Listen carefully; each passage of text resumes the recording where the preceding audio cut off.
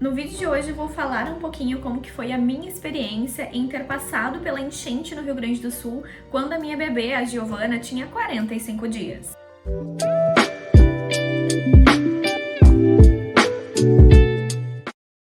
Oi, o meu nome é Jamile Fritz, eu sou nutricionista e mãe da Giovana e hoje eu vou trazer esse assunto, que foi sugerido por uma mãe para que eu contasse um pouquinho de como que foi minha experiência em ter passado pela enchente que atingiu o Rio Grande do Sul, onde nós moramos, quando a minha bebê tinha 45 dias. Então a Giovana tinha 45 dias, 50 dias, e eu estava no puerpério. As mães que já passaram pelo puerpério, sabem que é uma grande mudança de rotina, de emocional, muito cansaço, E eu atravessei, o meu puerpério ali junto com essa fase da enchente também.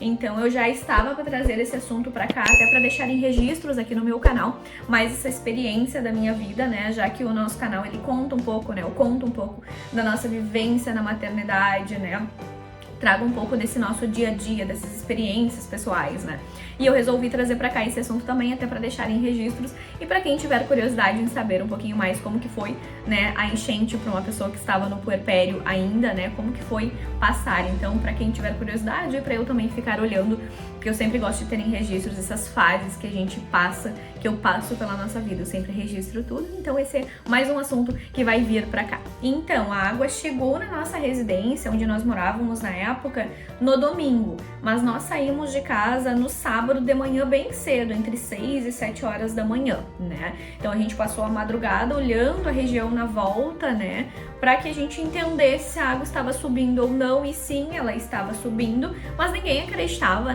que a água ia chegar lá onde nós morávamos, visto que tem moradores ali na rua, que moravam, e moram ainda há mais de 50, 60 anos lá, e nunca tinha ido água, Então foi uma situação muito histórica mesmo, Uma tragédia, assim, enfim, esse evento climático aí que aconteceu.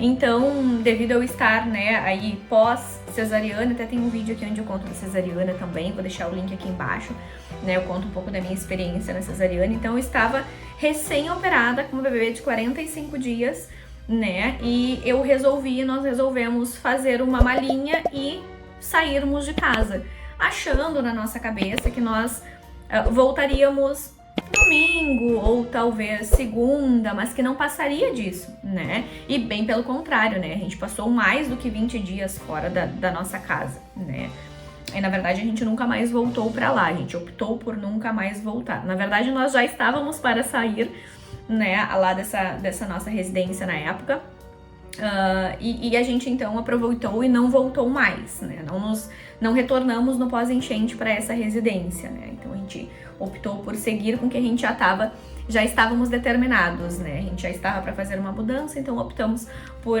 não voltar no pós-enchente para lá, Então chegou ali no sábado de manhã cedo, a gente foi para uma cidade vizinha que tem, Então a gente foi para essa cidade vizinha, cerca de 15 minutinhos a gente tá nessa cidade, Onde tem mais familiares nossos, tanto familiares meus, bem como familiares, do Lucas, que é o pai da Giovana, meu marido. Então a gente resolveu ir para essa cidade que a gente teria apoio das nossas famílias, Apoio de ambiente, apoio com a bebê, Apoio às vezes, e foi também até emocional, das pessoas nos ajudarem a raciocinar e a processar e a entender tudo o que estava acontecendo.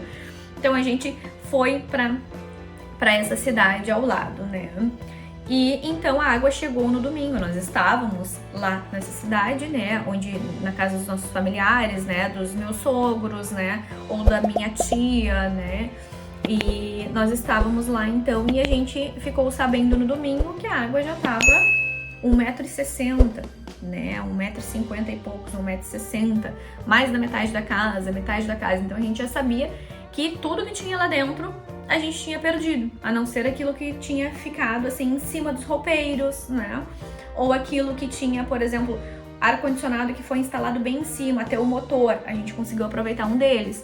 Os outros ar que tinha lá, a gente não conseguiu aproveitar. Então vamos dizer que a gente perdeu 90% das nossas coisas, Inclusive o quartinho da nossa bebê na época, Toda a questão bem dizer, quase tudo que a gente ganhou no chá de bebê que a gente fez. Então a gente perdeu tudo. Vamos dizer 90% a gente perdeu.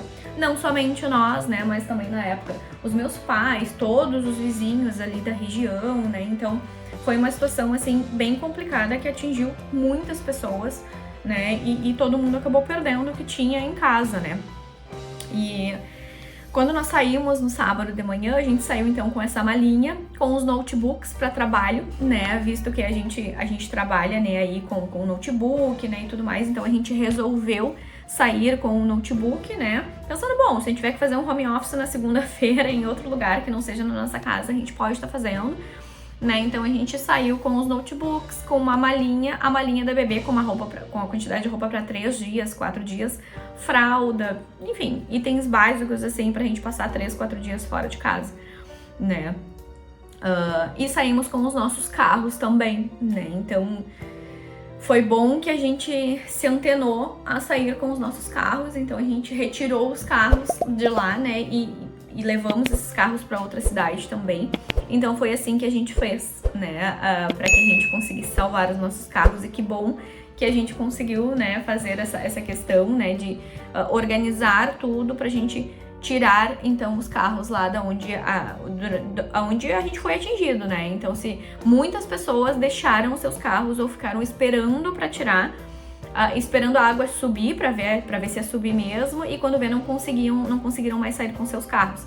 Não foi o nosso carro, a gente se antenou, a gente conseguiu pensar nisso, é um transtorno emocional, né? Uma questão emocional que acontece ali. Tu tem que pensar em muitas coisas muito rápido, tu tem pouco tempo para pensar, então tu precisa pensar em muitos detalhes, né? A gente fica muito confuso quando a gente tá num cenário assim que tu tem que simplesmente fugir, né? Tem que fugir, é fugir a palavra, é fugir, tu tem que fugir. Então a gente conseguiu tirar os nossos carros e os notebooks, né? E bem pouca coisa muda de roupa, assim. Minha e do Lucas eu acho que tinha no máximo 4 mudas de roupa. Da Giovana ainda tinha um pouco mais, porque bebê pequeno, vocês sabem, né? Vaza cocôzinho, vaza xixi, ali na fraldinha, na roupa, pra roupa. A gente tem que fazer muitas mudas durante o dia, né? Pela regurgitação, né? Que eles ficam regurgitando um pouco mais. Então acabou que eu peguei mais coisas também da Giovana, mas não pra muitos dias, assim, no máximo 4, 5 dias. E a gente recebeu, então, né, a notícia no domingo, quando a água já tava nessa altura que eu comentei, né, aí no vídeo. E eu estava, então, na casa da minha família, né, dos meus familiares, das minhas tias, primas, e foi, assim, é um choque que tu recebe, né, no momento que tu olha, assim, e tu vê todas as tuas coisas literalmente debaixo d'água, né, então é uma situação bem complicada, assim, foi um dia, eu no puerpério ainda, foi um dia que eu fiquei bem, assim, uns 2, 3 dias eu fiquei bem introspectiva, e olha que eu sou uma pessoa bem comunicativa, assim, eu fiquei bem introspectiva, só nos cuidados da bebê mesmo, porque eu tava assimilando, eu estava digerindo emocionalmente tudo que tinha acontecido, né, onde a gente tinha perdido tudo, né, e tinha que esperar a água baixar, que a gente não sabia quanto tempo levaria, né, que demorou ali uma média de 20 dias, então tinha que esperar essa água baixar pra gente poder entrar e ver se dava pra salvar alguma coisa, né, tanto de roupa, sapatos, enfim, tudo que tinha dentro de casa, louças e tudo mais. Teve várias coisas que a gente conseguiu salvar, sim, então louças, panelas, né, faz a higienização correta e a gente consegue estar reaproveitando, mas roupas da nenê que ficaram debaixo da água, eu optei por não utilizar, por uma questão de perigo também daquela água suja, né. Nossas roupas, grande parte a gente conseguiu aproveitar, que a gente mandou na lavanderia, sapatos, alguma coisa a gente aproveitou, bem pouca, o restante a gente acabou colocando fora, porque é um cheiro, assim, é um cheiro, assim, indescritível, assim, um cheiro que eu nunca tinha sentido na vida, assim. É um cheiro de esgoto junto com coisas podres, é um cheiro, assim, muito ruim. E aquilo entra dentro do teu nariz, assim, aquilo entra no ambiente, aquilo, imagina nas peças das roupas, nos sapatos, enfim, tudo. Então fede muito tudo aquilo. Então teve várias coisas que a gente optou por não utilizar, caso não saísse o cheiro, né? Ou caso pudesse colocar a gente em risco de alguma forma. Então a gente optou por algumas das coisas, né, a gente não aproveitar. A gente optou por ficar na casa dos nossos familiares, então por isso que a gente ficou grande parte do nosso tempo nessa cidade vizinha que eu comentei, né? Mas também nós temos familiares, né, na capital, então a gente optou também por ficar na capital, na casa de tios, né, da minha tia, do meu tio, mas a gente ficou grande parte do tempo nessa outra cidade, porque a gente tinha suporte, um suporte de maior quantidade de pessoas para nos auxiliarem ali no dia a dia com a Gigi recém-nascida, né, e mais todas as demandas que tu tem que ir resolvendo enquanto tu não tem a casa, né? Então a gente teve que ir atrás de uma outra casa para morar, né? A gente teve também que ver tudo que a gente tinha perdido, que a gente tinha, que a gente não tinha mais, né? E eu acho importante falar dessa questão da impotência, né? Então tu te sente muito impotente diante daquele cenário que tu tá ali dentro dele, né? É um filme, assim, né? É um filme de terror, assim, que tu tá dentro daquilo. E o pior ainda é que a minha vivência pessoal, né? O momento que tu tem o teu bebê, tu quer ficar na tua casa, no teu ninho, né? Com o teu bebê, né? Vivendo o teu momento, com a tua família, né? Com o teu marido, tu não quer ficar transitando na casa das pessoas, visto que é um momento que tu tá conhecendo o teu bebê, o bebê tá te conhecendo, tá ensinando ele a mamar, né? Porque os bebês não sabem mamar. Tu tá vivendo várias noites com sonos irregulares, muito cansaço. Um bebê pequeno, ele chora, né? Ele chora bastante, ele chora pra mamar, ele chora porque ele tá com fome, ele chora porque ele tem disquesia, ele tem cólica, enfim. O bebê chora muito. Então, tu imagina tu com um bebê de 45 dias na casa de várias pessoas. Claro, cada casa tem a sua rotina, tem as suas regras. E tu ali com o teu bebê fazendo barulho, tu tendo que adaptar a rotina do bebê dentro da rotina da casa, porque se a gente tá na casa de alguém, a gente tem que seguir as regras e a rotina daquela casa. Então é um cenário, né, foi um cenário bem complicado pra nós, especialmente assim pra gente, né, que tem um bebê pequeno, que tu tá acostumada a morar sozinha há muitos anos, então tu tem a tua rotina, tu tem as tuas manias, né, tu quer fazer as coisas com a tua filha do teu jeito, entendeu? E tu tá ali no meio daquela rotina com as outras pessoas. Então, é uma questão, assim, que a gente vivenciou, que foi desafiadora, né? Muito cansaço, e também tu te sente incomodada, sabe? Por tu estar incomodando na casa das outras pessoas. A gente sabe que a gente estava sendo ajudado, e que bom que a gente foi ajudado, graças a Deus, que a gente tem rede de apoio, que muitas pessoas foram solidárias com a gente, em especial com a Gigi, né? Então a Gigi ganhou bastante fraldinha, lencinho, roupinha. Que bom, agradeço todo mundo, né? Sempre agradeci. Mas a gente estar na casa de outras pessoas com um bebê RN, com um bebê recém-nascido, e todas as mudanças que acontecem no corpo da mulher, no emocional da mulher, na rotina dessa casa com um bebê recém-nascido, é muito complicado tu estar na casa de outras pessoas que não seja a tua casa, né? Então as mães que já passaram, né, aí já atravessaram essa fase de puerpério, de bebê pequenininho, sabe o quanto é importante a gente estar no ninho da gente, né? No tempo da gente, vivendo aquele momento da gente. E eu não pude, né, experienciar esse momento de viver só eu no meu ninho, né? Ali no meu ninho com a minha bebê. Então eu tive que me adaptar na casa de outras pessoas. E é muito complicado, porque tu acha que o choro da tua bebê, né, e a rotina da tua bebê também podem estar incomodando aquela casa, porque afinal esse bebê não pertence àquela casa, né? Eles estão nos ajudando. Então tudo isso, assim, são fatores, né, que tu sente que tu pode estar incomodando naquele ambiente, talvez até esteja, imagina. Do nada a casa tem tantas pessoas e do nada chegam mais 3 pessoas, e 3 pessoas, um é um bebezinho que chora muito, que tem que estar mamando, né, peito, tem que estar dando peito, tem que estar trocando fraldinha, tem horário para dar banho, tem que adaptar uma rotina. Então até pra Gigi foi complicado, né, a gente adaptar uma rotina para ela dentro da casa das pessoas. Então eu fui fazendo o que era possível. Então foi uma das fases da minha vida que eu fui fazendo o que era possível naquele momento, tentando adequar da melhor forma possível, da forma mais tranquila possível, tentando passar tranquilidade pra minha bebê, porque afinal ela era uma RN, então tentei passar pra ela a maior tranquilidade e acolher ela o tempo inteiro, né? E enfim, além de toda a questão de trânsito, né? Então, por exemplo, pra tu sair dessa cidade, que é 15 minutinhos da capital, pra tu ir, por exemplo, pra tu voltar pra capital, na época, com a função da enchente, demorava 1h30, 2 horas. Então pensa, eu tendo que levar a Giovana no pediatra, que é na capital, eu saindo dessa cidade vizinha eu tinha que sair 2, 3 horas antes, né? E com o bebê pequeno dentro do carro, muito pequenininha, né? E tu ainda insegura por ser mãe de primeira viagem, talvez agora eu já não teria tantos receios que eu tinha na época, né? Até de andar com a Gigi sozinha no carro, que a gente vai perdendo esses medos, né? Na medida que o bebê vai crescendo e na medida que tu também vai ficando mais experiente, tu vai ficando com menos medos, menos receios, né? E eu tinha que organizar toda uma logística para levar alguém comigo para ficar olhando a bebê, porque como as mães sabem, o nenezinho, né, ele ali até 1 ano, até tantos quilos, não vou lembrar agora exatamente, a cadeirinha dele fica virada para trás, então tu tá dirigindo olhando para frente e a cadeirinha dele fica virada para trás.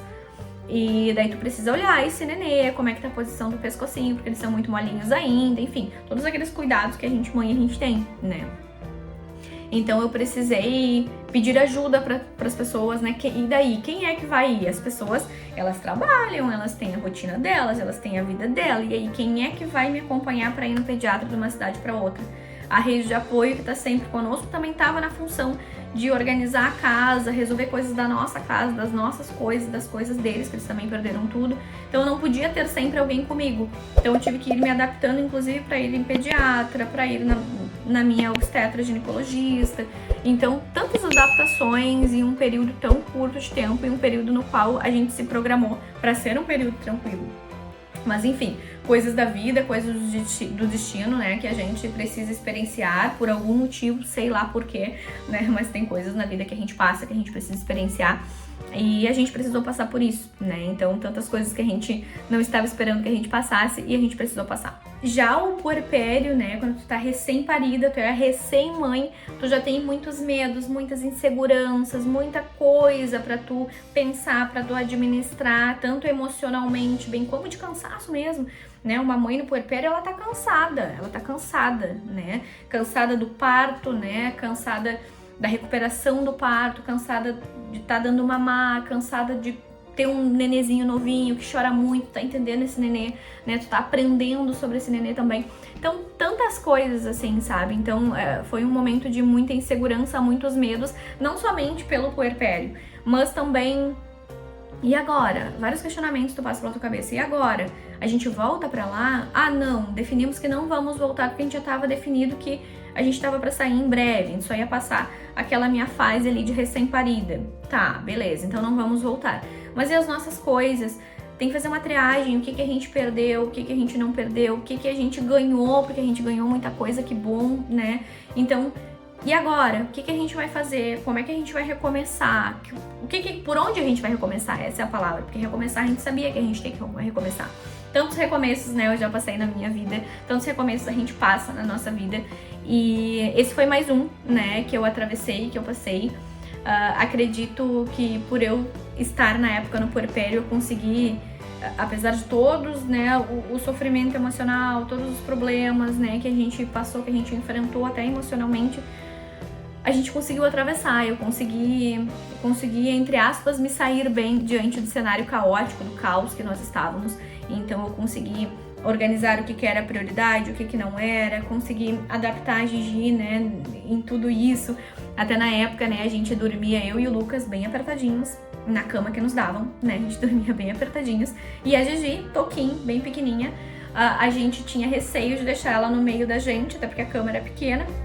Então eu deitava, o Lucas ia me ajudando no decorrer da noite, eu deitava a Gigi no meu peito de cabecinha virada, assim, ó, de cabecinha virada, então de bochechinha com o meu peito, e ela assim em mim, então com os bracinhos assim. Tanto que até agora, há pouco tempo, ela com 1 ano e pouco, ela, na época, ela pegava os meus cabelos pra dormir, então ela ficava com as mãozinhas assim no meu peito, cabecinha aqui, né, e ela dormia assim, então o Lucas do meu lado, eu aqui e ela assim, né, e eu segurava ela assim e dormia recostada com ela bem assim em mim. Então ela se acostumou, né, em dormir segurando os meus cabelos, né, então desde pequenininha. Acabou que ela ficou com essa mania, digamos assim, mas foi algo bem marcante, assim, da Gigi, que ficou na minha memória, assim, porque olha, ela foi o jeito que ela encontrou pra se aconchegar, pra ficar, e eu deixei, porque... Na nossa casa, antes da enchente, a gente já tava adaptando ela no bercinho desde bem pequenininha, né? Pra ela se adaptando, dormir na caminha dela, ali no bercinho dela mesmo, ali, que com quarto compartilhado. Na época era quarto compartilhado ainda, né? A gente fazia quarto compartilhado com ela. A gente deixava ela no bercinho dela. E teve essa mudança abrupta na cabecinha dela, né? E ela precisou dormir por um bom tempo, né? Aí um mês, eu acho que um mês e pouco ou 2, ela dormia assim no meu colo. Tanto que ela ficou com essa mania do meu cabelo até agora há pouco, né? Então agora há pouco que a gente conseguiu tirar com um ano e pouco. Então é uma coisa que gravou assim na minha memória, ela agarrada no meu cabelo naquela época, sabe? E eu sempre fui de valorizar muito o trabalho voluntário, inclusive eu faço trabalho voluntário desde os meus 15 anos de idade, né? Sempre fui muito de valorizar o trabalho voluntário, validar, assim, essa questão da solidariedade, né? Então é algo que eu participo no meu dia a dia, na minha prática, mas eu nunca estive do outro lado, é sempre eu que ajudo. E a gente foi ajudado, então a gente estar do outro lado, a gente estar sendo ajudado, é uma experiência, assim, muito legal, assim, sabe? Tu saber que tem pessoas que estão ali pra te ajudar, e eles estão ali unicamente pra te ajudar, sabe? Seja de forma financeira, na época, até algumas pessoas disseram, olha, Jamile, me passa o teu Pix, que eu vou te ajudar com o que eu posso pra tu comprar fraldinha, pra tu comprar fórmula, pra tu comprar alguma roupa, produto de higiene pra beber pra vocês. E foi muito bom, eu aceitei sim ajuda, porque nós estávamos precisando, né, a enchente atingiu a gente na época, eu recém tinha feito um rancho, tinha comprado 4 latas de fórmula, tinha comprado ali tudo que a gente precisava para passar um mês e pouco, então pensa que a gente perdeu tudo também. Então a importância da solidariedade, do apoio das pessoas, isso foi muito legal, né, e isso me mostra cada vez mais que o bem que a gente faz também retorna pra gente. Então, tantos anos ajudando as pessoas e a gente foi ajudado também. Então, que bom, fiquei muito feliz que a gente foi ajudado. Foram inúmeras ajudas de muitas pessoas, incontáveis ajudas, assim, eu não consigo nem lembrar de tanta gente que foi, assim, que ajudou, sabe? Desde pessoas que não nos conheciam, né? E é legal, assim, a gente ver que tem gente que nem nos conhece, que gosta da gente, sabe?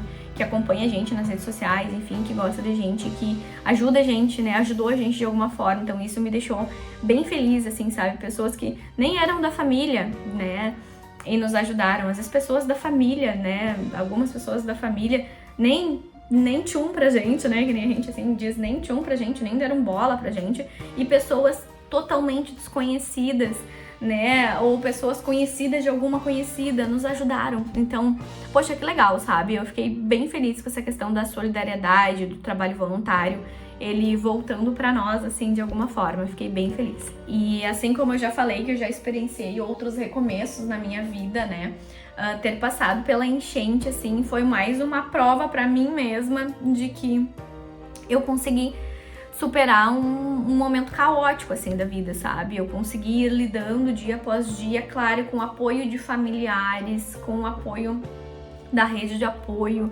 enfim, com o apoio do pessoal que nem nos conhecia, né? Desses voluntários, né? Da solidariedade como um todo. Então, com todas essas ajudas, eu consegui passar por mais essa fase, né, da minha vida, esse momento da minha vida, e isso mostra que, né, fica a mensagem também, independente da situação difícil que tu esteja vivendo, a gente consegue dar a volta por cima sim, né, eu já passei por algumas voltas por cima durante a minha vida, e essa foi mais uma, né, essa foi uma das piores, porque a gente perder tudo não é fácil, só quem já perdeu tudo sabe, né, o quanto isso bagunça o emocional da gente. A gente tem que lidar com tantas mudanças num período curtíssimo de tempo, é um luto que tu vive, né, um luto ali com relação a tudo que se foi, né, tudo que tu perdeu, todas às vezes até memórias, né, fotos, tô olhando algumas fotos nossas aqui, até memórias tuas de fotos muito antigas que tu perde, né, então ficam as memórias na nossa cabeça mesmo, né, então é um luto que tu experiencia naquele momento. Então a mensagem também que fica é, independente daquilo que tu esteja passando, daquilo que tu esteja vivenciando, a gente consegue sim dar a volta por cima. Às vezes a gente precisa de um pouco mais de tempo, às vezes a gente precisa de algum apoio, né, até emocional, para tu conseguir administrar tudo isso dentro da tua cabeça. Mas a gente consegue traçar uma nova rota e a gente consegue sim mudar, né, aquele cenário que nós estávamos. Às vezes a gente muda com um pouco mais de lentidão, né, às vezes não é na velocidade que a gente gostaria, mas a gente sempre consegue dar a volta por cima. É importante a gente reforçar isso, né, que a gente, enquanto mulher, a gente sempre consegue dar a volta por cima, né, a gente sempre consegue sair de onde nós estávamos e ir para um lugar melhor, né, e ir para uma situação melhor, né. Então, independente do quão caos esteja o momento que tu esteja vivendo, isso vai passar. Isso é só uma fase. Nada é pra sempre, nem coisas boas e nem coisas ruins, né? Tudo passa, né? Então, nessa minha experiência de vida, o que eu sempre falo para as pessoas é que tudo passa. Então, aquilo passou, né? Então, essa foi a nossa experiência com a enchente de 2024, eu com uma bebê de 45 dias. E eu finalizo esse vídeo agradecendo quem sugeriu, né, a esse assunto. Era um assunto que eu já queria deixar registrado aqui, conforme eu já tinha dito no início desse vídeo, né? Então, é uma parte da minha história, né? Apesar de ser uma parte triste, uma parte caótica, né? Evento climático, muito triste foi tudo isso, né? Muito desafiador. Foi uma parte da minha história e ela faz parte da minha história, né? E eu gosto muito de me apropriar, assim, daquilo que eu vivo. Então, por mais que seja difícil, aquilo fez parte da minha história, daquela fase da minha vida, a gente passou, né? E a gente fica sempre mais forte depois que a gente passa por qualquer questão desafiadora de recomeço. A gente sempre fica mais cascudo, que nem eu digo, né? Tu fica com uma casca melhor, assim, né? Tu fica mais adaptável, tu fica mais experiente, tu lida melhor com outras questões que acontecem na tua vida também. E agradeço, né, aí quem também acompanhou, nos acompanha nas redes sociais e nos demais vídeos. Um beijo e até o próximo vídeo. O próximo vídeo, ele vai ser um tema mais agradável, que não seja enchente, que é um assunto triste, né, gente? Um beijo.